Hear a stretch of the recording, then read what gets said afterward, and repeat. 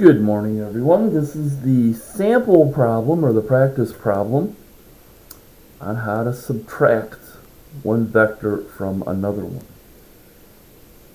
I'm going to do this problem two different ways so that you can get a feel for how difficult each method is. Let's begin.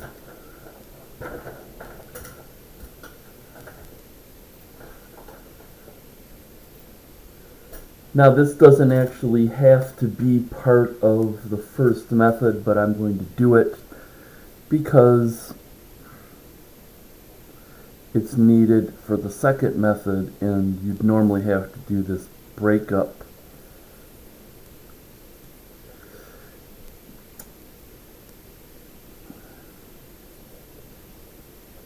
This is the vector f2. Call it f2, that we're going to subtract, and I need to know this length. We do that with the Pythagorean theorem, so that f2's length is just the square root of 3 squared plus 0.5 squared, and our calculator tells us very quickly that's 3.041. Also, I want to know this angle, and again, I'll call that angle theta. Theta equals the inverse tangent of 0.5 over 3, and that equals 9.46 degrees.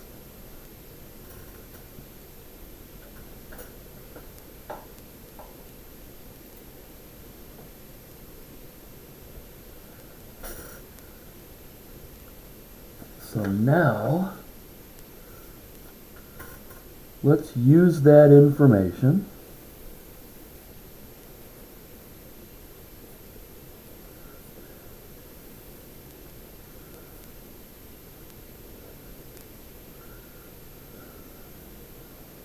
This is my first vector, f1, and we know that has a length of 5, and this angle is 36.87. The second vector has a length of 3.041,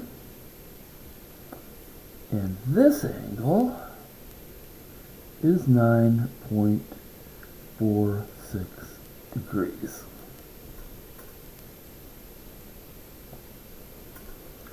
The resulting vector that I'm looking for is right here.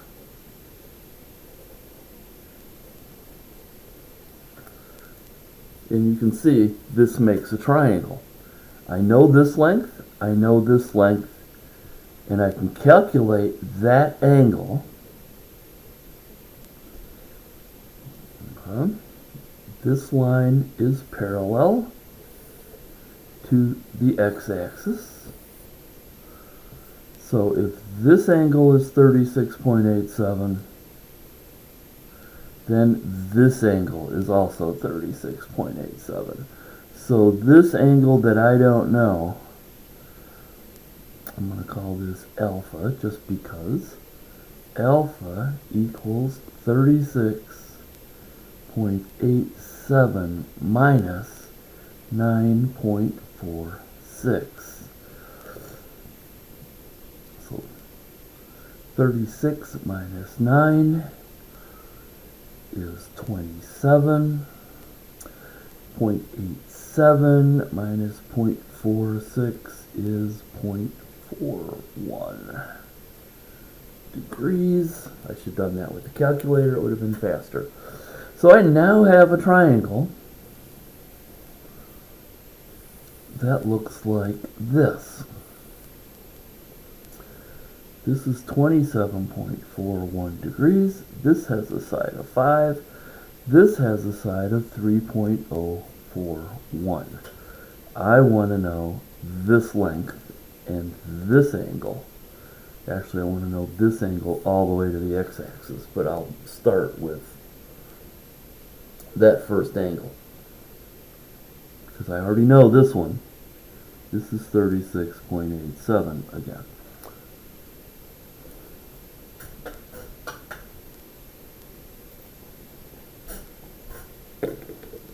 Okay, going to a clean sheet. I notice that I have one side, another side, and an angle. I can now find this side by using the cosine law, and I'll call this C, just to make life easier. C squared equals A squared plus B squared minus 2AB times the cosine of C. That's a little c. That's the angle opposite capital C. We'll call that capital C. Okay. Which in this case we know it's 27.41 degrees. This whole conglomeration is 5 squared plus 3.041 squared minus 2 times 5 times 3.041 times the cosine of 27.41, and that's C squared. I punch this into my calculator, and I get C squared is 7.2516, or the length of C equals the square root of 7.2516, and that equals 2.692. That's the length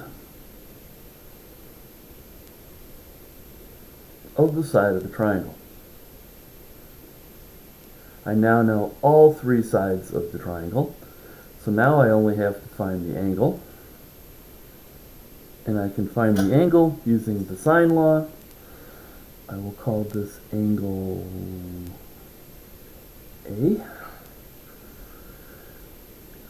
and the sine of A over 3.041 equals A over its opposite side equals the sine of 27.41 over 2.692.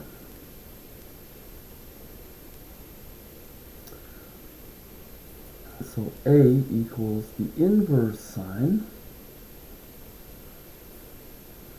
of 3.041 times the sine of 27.41 over 2.692. And when I calculate this value, I find that this angle A is 31.33 degrees. Now, that's not the actual definition of the vector. That's only the angle A. I have to compare F2 minus, or F1 minus F2, which I now know is 2.692, compared to the x-axis. So I have to add this 31.33 to 36.87. So the total angle of F1 minus F2 equals 2.692, and these two add up to 68.2 degrees. So 68.2 degrees. And that's how you would do this problem if you were going to strictly work with triangles and vectors without breaking the vectors into their x and y components. There's a lot of places you can make a mistake here. You can get this wrong. You can get this angle wrong. You could not do this part at the end. So this is not the method I recommend. Let's move on to the other method.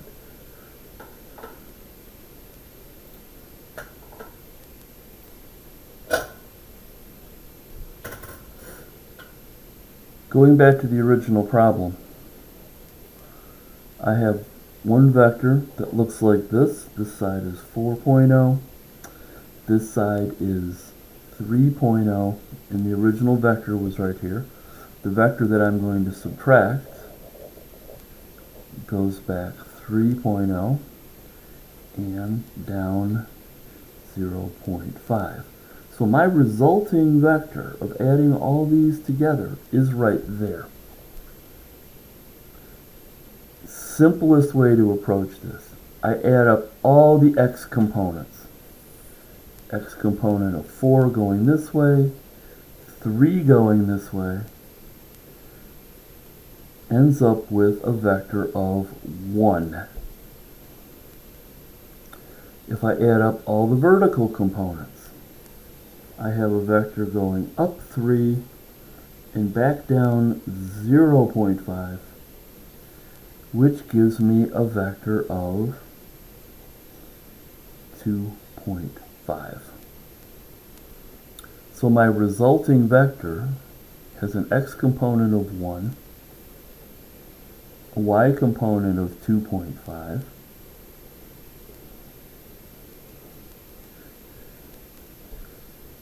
and now all I have to do is find that length in this angle.